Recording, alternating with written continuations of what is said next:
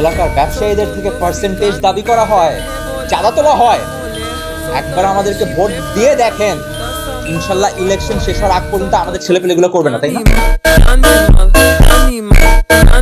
আমার সহযোদ্ধা ভাইদের গায়ে গুলি লাগবে কেন? দেশ নিরাপত্তাহীনতায় ভুগবে কেন?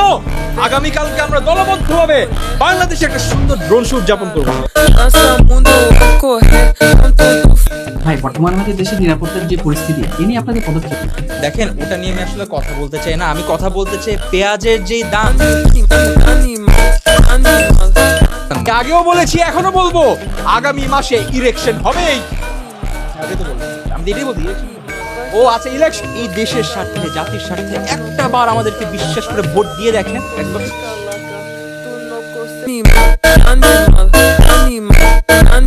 আপনার মতো মানুষরাই কিন্তু 52 চেতনার বিরোধী। এই যে মেয়েটা, এটা 71 বিরোধী। ওরা জুলাইয়ের চেতনা বিরোধী, উনি অগস্টের চেতনা বিরোধী। এই যে আপনি কোথায় যাচ্ছেন? আপনি তো 24-এর চেতনা বিরোধী। আমাদের কত সহযোদ্ধা, তাদেরকে আমরা হারিয়ে ফেলেছি। কত মা তাদের সন্তান হারিয়ে যাতে বুক খালি হয়ে গেছে, বলতে পারবো না। দেশে এরকম পরিস্থিতি শুধু ইলেকশন না, এটা আপনাদের ভোট আমাদের খুবই দরকার। বিরোধী দলের যদি আপনারা ইতিহাস ঘেটে দেখেন, অবাক হয়ে যাবেন কি নোংরা রাজনীতি, কি দুর্নীতি। আপনাদের দলের কর্মীদের নামেও তো 120টা মামলা আছে। আপনারা অতীত নিয়ে পড়ে থাকলে হবে? উনি আমাদের দলের নেতা নন, উনি অধিনায়ক, উনি ইউটিউবের জনক, উনি এই দেশের সবচাইতে সুচরিত্রবান পুরুষ। দেশের নিরাপত্তার কথা চিন্তা করে আমরা 3টা খুব গুরুত্বপূর্ণ ডিসিশন নিয়েছি। প্রথমে হচ্ছে আমরা এই ইসিবি চত্বরের নাম শেষ করে মুক্তাদির চত্বর রাখবো, কারণ মানুষ এটাই চাচ্ছিল। এরপর আমরা আন্তর্জাতিক মুক্তাদির এয়ারপোর্ট নাম এটা রেখেছি, এটাতে মানুষ তাহলে আমাদের ইন্টারন্যাশনাল এক্সপোজার পাবে।